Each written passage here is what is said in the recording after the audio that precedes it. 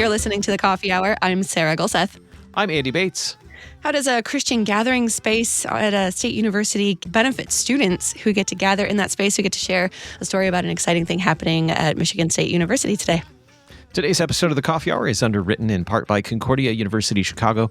You can learn more about Concordia University Chicago by visiting cuchicago.edu. Joining us today, the Reverend Dr. Trevor Sutton, Senior Pastor at St. Luke in Lansing, Michigan, and Adjunct Professor of Theology at Concordia University, Irvine. Thanks for joining us today, Pastor Sutton. Absolutely. I'm excited for the conversation. So you're a pastor in Lansing near the Michigan State University. Got to get the right one there. And a very exciting story happening right now about a Christian Study Center happening at MSU's campus. But before we even talk about what's happening on the ground right now, let's talk about the concept of a Christian Study Center. This was something that was a new concept to me the first time that you had posted it a few months ago. And I found it very interesting, a very intriguing concept. So what is a Christian Study Center? Christian Study Centers, they're a new concept, but really not. They're really kind of riffing on a very ancient part of the Christian tradition. So there's several different ways we can think about what a Christian Study Center is. One way we can think about it is it's at the intersection of the university and the Christian faith, where those two places come together. So the academy and Christendom. Another way you can think about it is sort of how do we bring to bear the Christian vision for life, learning, hospitality. How do we bring that to bear on academic disciplines and into the academic community? Other ways we can talk about what a Christian Study Center does is it helps that faith-work integration. So if you've got students on campus that are studying to be medical doctors, but they're also Christians, what does it look like to practice medicine as a Christian practitioner of medicine? Or if you're studying law, what does it look like to do that as a practitioner of law, but also a follower of Jesus? Same thing for education, business leaders, you name it. So kind of thinking about vocations is part of what study centers do. And then I think another way you could talk about it is, that Christian intellectual tradition that goes as far back as like St. Augustine, but also people like C.S. Lewis, G.K. Chesterton, folks like that, Tolkien, these folks that you ask the question, were they academics or were they apologists for the church? And I think they don't really know what they were, a little bit of both, right? And so that's really what a Christian Study Center does is try to stand in that liminal place between the university and the church and be that intersection, that bridge between the two. Are there some examples of Christian Study Centers today, or where would we find some that already exist? Yeah, I would imagine many listeners are probably not too far away from a Christian Study Center. There's about 40 of them in the United States. They're almost all connected to R1 universities, so your major universities. Some of the more noteworthy ones, the first one kind of in the U.S. Setting would be the University of Virginia, but Cornell has a Christian Study Center. The University of Michigan has one, so of course Michigan State has to have one to keep up with one another. I recently had the pleasure of speaking at a Christian Study Center in the Pittsburgh area that serves Carnegie Mellon and Pitt. There's a new one forming at UCLA in Los Angeles. And so there's a number of study centers around the U.S. And this movement, again, it draws on a very long-standing tradition in the Christian church, but it's also kind of having a moment in the sense of people are really recognizing the need for, or the appetite for, intellectually credible Christianity and apologetics. People are really excited about this movement, so it's gaining momentum, you might say. So you've had some familiarity with these types of study centers at other universities. Why is this concept intriguing to you, especially in the context where you are in Lansing, that East Lansing area with Michigan State University? Why is this idea interesting to you to be involved in? Yeah, for me personally, I kind of joke. I've been trying to quit the academy for like 19 years now, and I just can't. So as a student for a very long time, through the Concordias and then Concordia Seminary, and then a graduate student at Michigan State. So I'm an alum of MSU and then doing a PhD and now teaching for Irvine. So I just keep trying to quit the academy and I can't. So it's a personal thing for me, but also I'll tell you just kind of a personal story. When I was speaking at the study center in Pittsburgh, I was talking on a topic that's my area of expertise, artificial intelligence and technology. And there were students at Carnegie Mellon that were students of AI, soon to be practitioners of AI, that came to the faculty panel that I was on and the lectures that came to that because of their interest in artificial intelligence and their interest in their academic work, but also intrigued by the contributions the Christian faith has to that conversation. So some of them were lifelong Christians or professed followers of Jesus. Some of them were not. And some of them were saying, I'm intrigued by the ethical vacuum going on in these conversations in my classes, and I would like to draw on other resources to help me think about this. And the Christian faith is a resource for it. So they sort of came for A, which was their academic pursuit, but they also were intrigued by B, the Christian faith. And so I was amazed at how many students talked to me after these lectures saying, I'm studying AI, but I've also, for the first time in my life, been reading the Bible. And that's why I'm here today. And so to me, just the powerful place of conversation that is. And so having a personal interest in the intersection of the church and the academy, seeing how fruitful of a place that is for conversation, seeing that myself. And then my congregation is just, we're full of MSU faculty and staff and grad students and alum. And so my congregation personally has a heart for Michigan State. So kind of just all of these things coming together excited me and our congregation for being the kind of on the vanguard of this effort. A moment ago, you used a phrase that I'd like to unpack a little bit more, and that is intellectually credible Christianity. What do you mean by that? Yeah, I think there's a lot of people walking around with the idea that Christianity is not intellectually credible. And that's not to say that there are forms of Christianity that are intellectually credible and forms that are not. I don't mean that. What I mean is people have not everybody, but there's a lot of folks with kind of a visceral assumption that if you are a follower of Jesus, if you are a Christian, you've checked your brain at the door. That talking with the faculty that are part of this effort already at Michigan State, that it's difficult to be a credible scholar in one's field and also a professed Christian. And when I say difficult, they just see the environment that they're working in as being sometimes, what would you call it, difficult to do that in. And so when I use that phrase, intellectually credible Christianity, kind of synonymous with apologetics. Right? Apologetics is giving a defense of the faith or articulating the reasonableness of the faith and that sort of thing. So Christian study centers, what they help to do is, again, they're not explicitly apologetics centers, but they are seeking to put reason and the Christian faith into conversation with each other, or give a credible articulation according to one's discipline. So if one is a lawyer explaining why the Christian faith makes one a more fruitful lawyer in the practice of law, that kind of thing. So that's what I mean by, it's a phrase that might have some baggage in some ways, but I think it's really what Christian study centers are seeking to do. And just what you've seen in the people that you get to hang out with, what is it about the culture that we're in now, the time that we're in now, the way that our society functions that makes it, I don't know, maybe ripe for this kind of intersection of Christianity and intellectual conversation, that the academia and the church? What is it about how we live right now that is causing all of these Christian study centers to be coming alive? That's a great question. I think there's several kind of threads going on in there. I think one of the threads would be more related to higher education, but I think we've seen over the last couple decades sort of a movement of removing liberal arts from education in primary education or secondary education. So the classics of society and the Western culture, and those things have largely been taken out of curriculum in a lot of ways. And so there's a lot of people that are looking for that and recognizing there's a vacuum for the classics. And that's part of what this would be endeavoring to do, is the classics of the Christian faith. How do we bring that back into the conversation?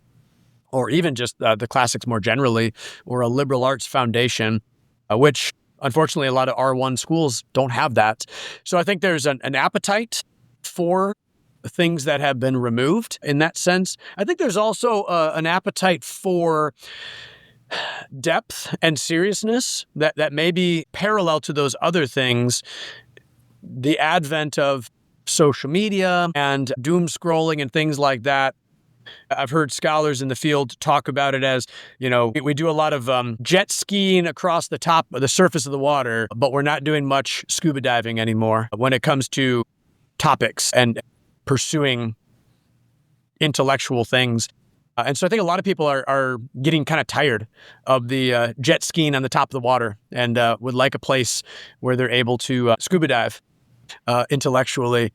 And this sounds strange, but even students at these major universities, because they go there kind of hoping that it's going to be a place where they spend time with like-minded individuals talking about the area of discipline that they're really excited about. And a lot of times the schools, for pragmatic reasons, are kind of focused on, getting you your credits, getting you a job, career preparation, but not the pursuit of wisdom and knowledge and truth the way that a lot of students might have thought it was going to be. So I think to answer your question, there's a lot of factors that are getting people excited about a place where you can really do what universities have done for generations, which is the pursuit of wisdom, knowledge, and truth, not just getting a job. We're talking with the Reverend Dr. Trevor Sutton. We're learning about the development of a Christian study center. We'll continue the conversation in just a moment right here on the Coffee Hour. I'm Andy Bates. I'm Sarah Golseth.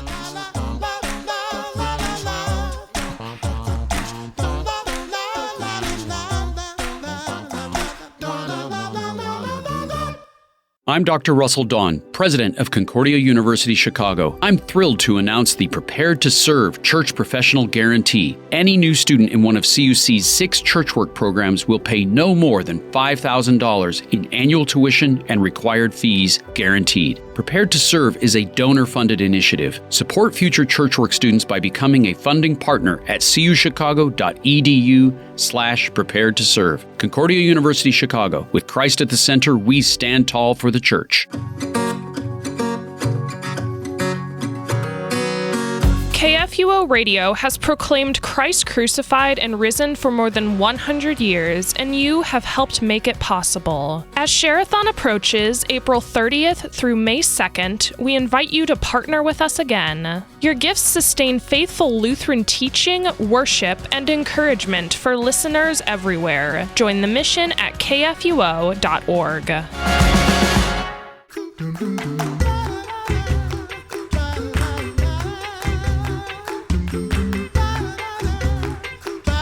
Welcome back to the Coffee Hour. I'm Andy Bates. I'm Sarah Golseth. Today we're talking with the Reverend Dr. Trevor Sutton. He's senior pastor at St. Luke's Lutheran Church in Lansing, Michigan, and adjunct professor of theology at Concordia University in Irvine. We're talking about the development of a Christian study center. Pastor, tell us where this idea began for developing a Christian study center near you. Several factors kind of came into the idea. One of them would be, I referenced this earlier, but doing some speaking on the area of technology. I'd been invited to study centers, Christian study centers at other universities. So I had seen that model firsthand and the power of it. But also my congregation, we have a ton of people. I would say it's 80% of our congregation has some direct connection to Michigan State, MSU faculty, staff, grad students, alum, season ticket holders, sent a grandkid to the school. I mean, something like that. So just so many folks have a connection. So there's a great heart for Michigan State. The other thing that was really exciting about the whole endeavor, our congregation did a capital campaign a while ago, and that capital campaign was for some facility needs we had, also for future church workers and raising up future church workers. But we actually, at the encouragement of members of the congregation, we had a stretch goal that was beyond the sort of known needs that we had. And that stretch goal was, quite honestly, it was, where's God leading us next? And so we, by God's grace and the generosity of God's people, we hit that stretch goal. So we had this kind of dry powder for ministry. we honestly pursued a few other ideas that really just didn't gain a lot of traction. Different ideas that we thought were ministry endeavors that the Spirit was calling us to, and sort of like trying out wrong filaments in a light bulb. We tried one and it didn't work. Tried another one, it didn't work, and this is the one that really took off. And then what was really exciting about it is once we started endeavoring toward this, we started reaching out to other student ministries at Michigan State, faculty, other folks in the area, and we just found this incredible confirmation that more and more and more people were saying, hey, we've been thinking about starting a Christian Studies Center at Michigan State. We've been exploring this. We've been considering this, praying about this. So just a lot of goodwill and interest amongst different people in the community at large. And so that's been super exciting. So yeah, the idea was prayer, the Holy Spirit, the generosity of God's people, seeing some other models, and here we are.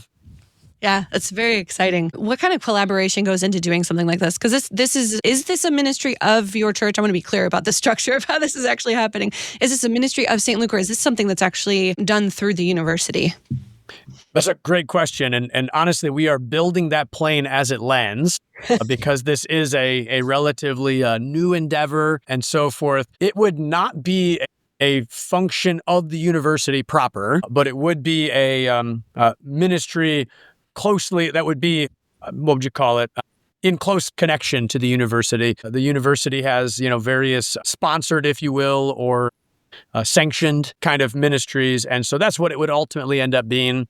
And that gets you access to facilities on the university, that sort of thing. But really, so this would be, my congregation is at the vanguard of initiating this, but it would end up being a 501c3 autonomous from St. Luke. The beauty of it, and the challenge, if you will, too, the beauty of it is being on the vanguard of it, we get to kind of set the direction of it and set the conversation more broadly, and knowing that this would be a thing that serves in the community at large, that serves on MSU's campus, but also bringing our unique Lutheran identity to it, our Lutheran tradition, our Lutheran theology to this in a way that the broader community, but that also holds that integrity of who we are. So what kind of collaboration is happening? Because as you're saying, this is a very, very new thing, kind of building it as you're going. Obviously, you and St. Luke are very closely involved in the process. How is that working then with other organizations? What kind of collaboration is happening to really bring this to life? Yeah, so there's obviously other Lutheran congregations, LCMS congregations in our circuit and in our area, and those are kind of some of the folks that we've engaged first with this. Then what's neat is they have access to MSU faculty, MSU staff, and so forth. So kind of multiplying our efforts, and then also working with other student ministries at MSU, other student ministries that serve that community. But what's been really kind of helpful is since we're setting the agenda for it, if you will, or the trajectory of it, we get to help guide that in a way that creates the best circumstances for collaborating across traditions. And what I really mean is this: what we are doing with the study center is not what other student ministries are doing at MSU. As we've talked with other student ministries, whether Lutheran or other traditions, their bread and butter is really worship, and their bread and butter is discipleship and Bible studies. And those are kind of the top 1, 2, and 3 things. And it's been really nice. We've been able to come in and say, well, that's great. We're not doing any of those things, and we're not seeking to do those things. If that's really kind of the primary discourse, if you will, what we're doing in the study center is almost secondary discourse. And so being able to read the classics of the Christian faith, say St. Augustine's Confessions or something like that, we can use a reading group around that almost as a ecumenical basis. And again, letting them pursue the worship that they're doing in these different student ministries, that sort of thing. But being able to say, here at the study center, we're not doing worship, we're not doing Bible studies, we're not doing discipleship. What we are doing is facilitating that secondary discourse of the Christian classics, facilitating the discourse around what you're learning at MSU, and then being able to send students, as is appropriate, to congregations, to the Lutheran congregations that are part of this effort, or if they're coming from a different tradition, help them find a church within their tradition, that sort of thing. So it's been a challenge navigating that. Without a doubt, that's been hard, but it's also really interesting to use these classics that really the Christian church as a whole has benefited from, and to use that as a basis of collaboration.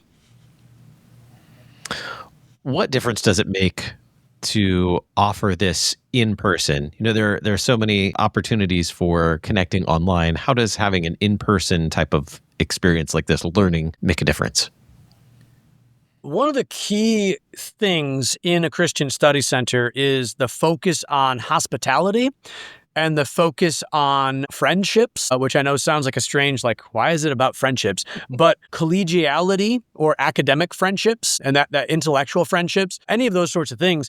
And I would argue, especially as a scholar of technology, that digital media allows for discourse, words, and maybe logos kind of learning. That can happen fairly well through mediated technologies. But hospitality or friendship or collegiality and relationship building, that's probably some of the things that digital media is most inept at and most ill-equipped to do. And so I would answer your question. Part of a study center could be done remotely and at a distance, but the hospitality, the intellectual friendships, the relationship building, a key part of this is faculty fellows and providing a place for Christian faculty for fellowship and collegiality amongst faculty at MSU. That's a hard thing to do remote and from a distance. And on top of that, with this being geographically centered around MSU, most of the epicenter of it really is going to be on campus and in the community. Certainly, Michigan State alum will be interested in this, and they're spread out all over the world. But where the center is, we don't really need to do too much with Zoom because we're all there. What are you looking forward to? I know this is new. This is very exciting.